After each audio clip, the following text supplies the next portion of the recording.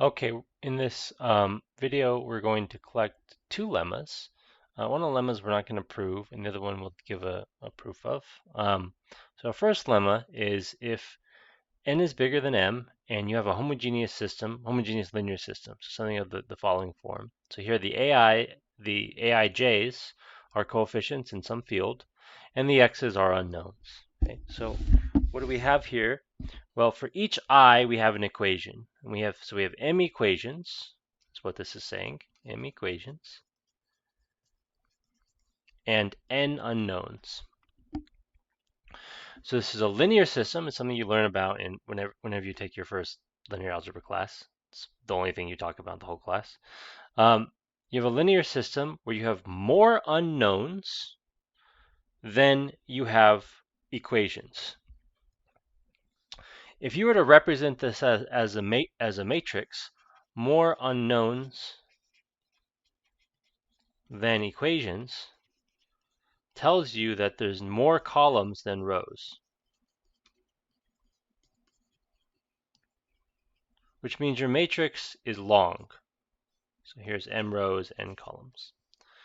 And if you have such a long matrix, when you put it in reduced row echelon form, you'll get like the identity somewhere, maybe not exactly the identity, it might be shifted or something, but then you're definitely going to get some stuff on the right hand side. And that stuff, what that's saying is you'll be able to find a non-zero solution to the system. Okay? So there's a null space is what you learned when you learned linear algebra. So the matrix has nullity. So there's not really much going on with this lemma. This is something you know. But whenever there's more unknowns than equations, you get non-zero solutions. All right, so the next lemma that we're going to talk about is suppose you have a group with distinct elements g1 through gn, so it's a finite group, and you have some g and g. Then what? Well, then as j varies from 1 to n, the elements ggj rather, run through the whole of the group.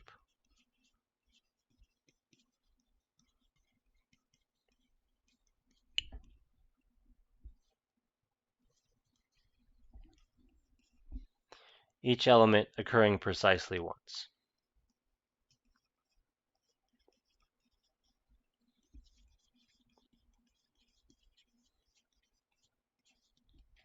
All right, what in the world does that mean? Well, it means that we can think about LG as a function from G to G, where when you plug in an input GJ, so something in your group, it spits out another element of your group, G times GJ. So function set theoretically, if we describe this with sets and functions, we have this left multiplication by little g function. Little g here is fixed, and this is what it does. So what this lemma is saying that LG is a bijection. That is, you don't get repeats. It's not possible to multiply two different elements of the groups by g and get the same element. And every element of g happens exactly once. So that's all this is saying. And normally when you read this in a group theory book, this is how this lemma is phrased. That left multiplication by g is a bijection. The proof is easy. For any h in g, G inverse H is also in G.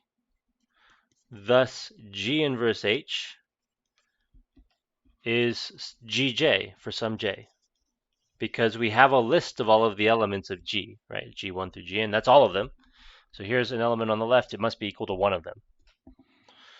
Thus, Lg of G inverse H is Lg, sorry, let me say that differently. Lg of Gj, right, that's our G times Gj, is equal to Lg of G inverse H, because they're the same thing, and that's G inverse H. We can associate appropriately to just get the H. All right, so that's that every element is an image of something. So this map is surjective. Since G is finite, actually, the various versions of the pigeonhole principle tell us that this map also has to be injective.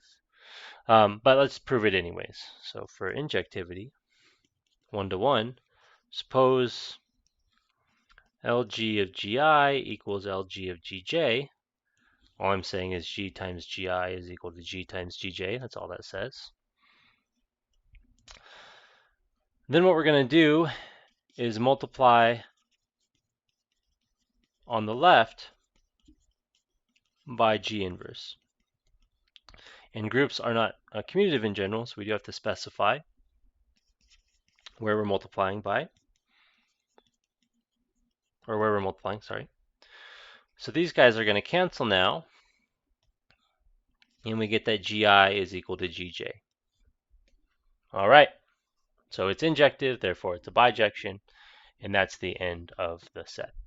Now, why in the world might we care about this? Well, there's lots of reasons to care about this lemma. It shows up a bunch.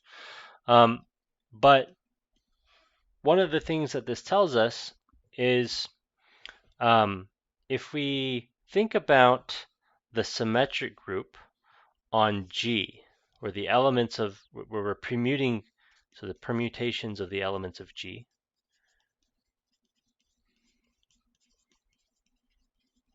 this is not really necessary for this class. This is an aside. So aside. Where this lemma comes up when you usually see it. This is all the permutation of elements of G. Well, what we've just seen is the lemma tells us that LG is actually a permutation, right? What's a permutation? It's just a bijection of the set.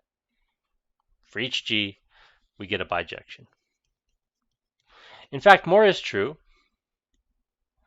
If we compose LG with LH, we get LG composed H, or LG times H, whatever the group operation is. And so what this actually tells us, L blank, where you plug in your G, gives us a function from our finite group to the symmetric group on the elements of G is a homomorphism.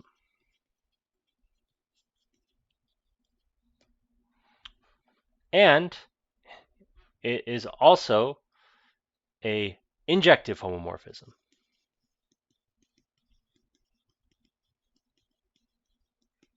Because LG is equal to the identity is going to just tell you that G is the identity. So that's moral homework, check that. Thus, G is you can use this left multiplication to view G as a subgroup of a symmetric group. It's probably a subgroup actually of a lot of different symmetric groups, but this is one of the sort of standard ways of viewing it, as a subgroup of a symmetric group. Oops, it's not plural. All right, but anyways, that aside, what we have here is two lemmas that we're going to need in a minute. If we have a system of equations with more unknowns than equations, we get a non-trivial solution, a non-zero solution, and left multiplication by an element is a bijection of the group. And those are our two lemmas for this video.